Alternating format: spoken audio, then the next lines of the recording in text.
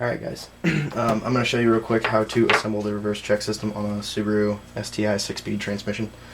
I swapped a 6-speed into my WRX a while back and noticed immediately that the reverse check system was not working. I could get it into reverse without pulling up the collar on the shifter. And really it was still drivable and I drove it for quite a while. But it's a pain in the ass trying to find 5th and 6th sometimes. Anyway, so finally got it apart. And I'll show you guys what all makes up the reverse check system and how it goes together. Really all you got to do is pull all the tail housing off the tranny.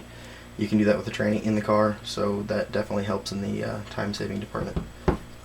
Anyway, once you got the tail housing off, just a handful of parts really. The first thing I'll show you is the reverse check plunger. This plunger is what actually keeps the tranny from going into reverse. When you do put it into reverse, it pushes this plunger out of the way. It's spring loaded, and then what keeps it in place during normal operation is what is this? The plunger interlock pin, I think is what it's called. And this pin is what was missing from my tranny. That's why my reverse check system didn't work. This plunger could go back and forth freely no matter what, so I could just always get it into reverse. So anyway, I bought that 67-cent pin and I should be good to go now. Then what decides whether or not this pin can move is the reverse check shaft itself. There's an arm attached to the end of this thing which rotates it, and if you guys can see this, when it rotates, there's those grooves cut into the outside of it.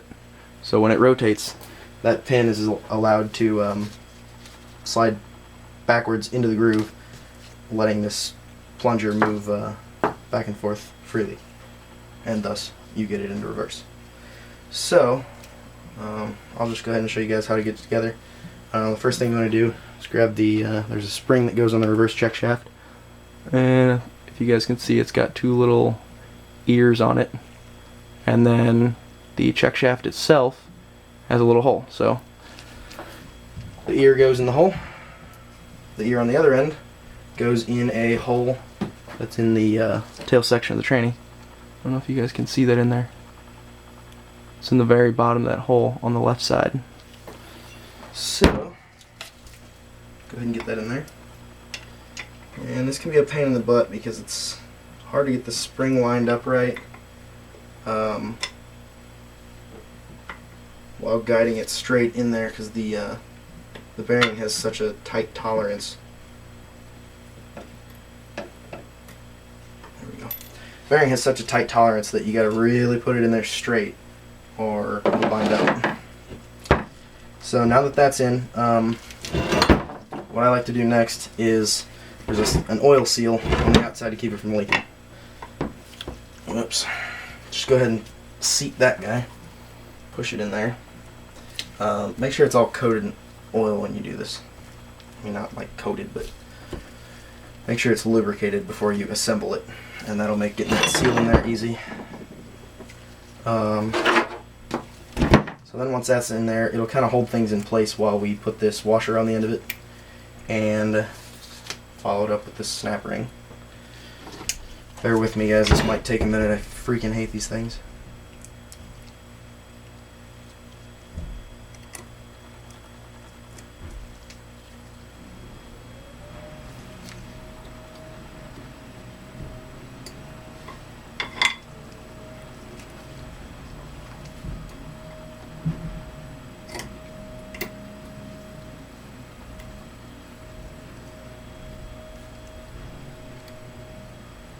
I think I've had it apart too many times. It doesn't want to even stay closed now.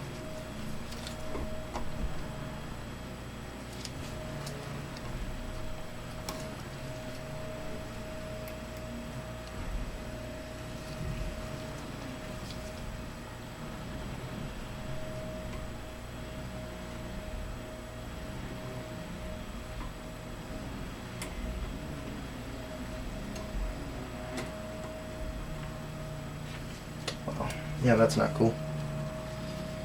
Alright, sorry guys. See if I can tighten this bad boy up again.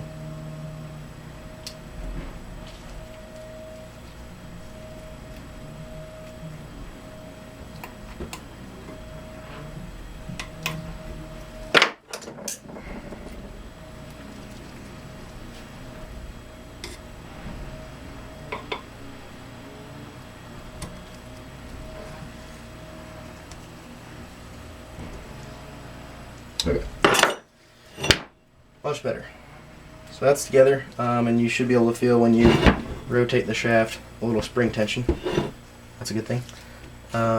Next thing is the plunger interlock pin. This guy. Oops, sorry. And if you guys can see this hole right here, just drop the pin right in that hole. And once that's in, I might stand it up to make sure it goes all the way down. You'll slide in the reverse check plunger, followed by its spring, and then I'll wait on the plug.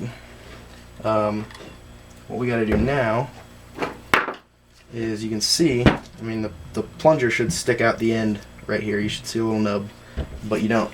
And I'm pushing on it, it's stuck. That means the check shaft is doing its job. So rotate the check shaft while pushing on it till it pops into place, like so. Verify that it can't go back out without turning the shaft, and verify that it will go back out if you turn the shaft. Put it back in place. It's working. So go ahead and put the plug on the back of that guy.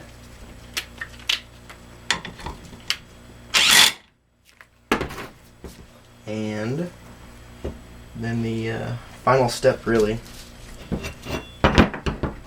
is putting this arm on the check shaft, and it's secured by a roll pin.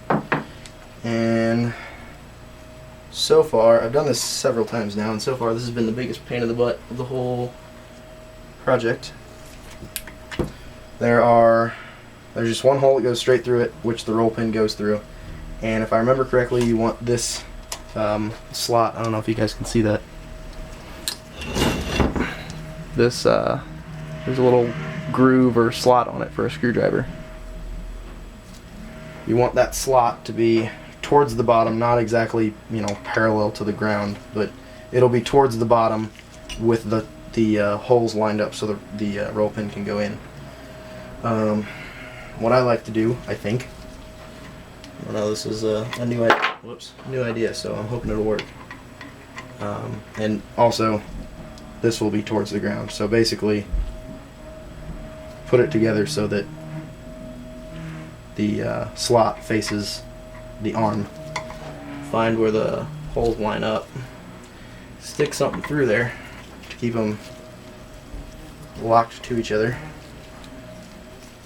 And, oh, come on. While that's in there, go ahead and hammer in the roll pin. If I have a hammer.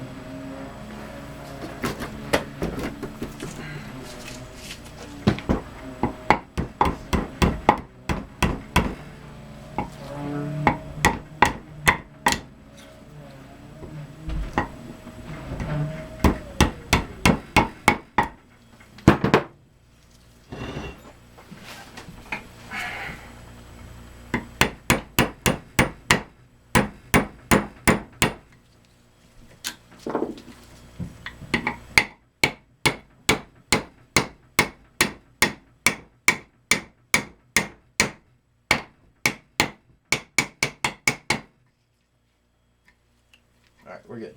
So, now that that's good, you can see the slot here facing the ground, as is the arm down here. So, that's the proper orientation. Once that's done, you're good to go. I would move the shaft while pushing on the plunger to make sure it works right.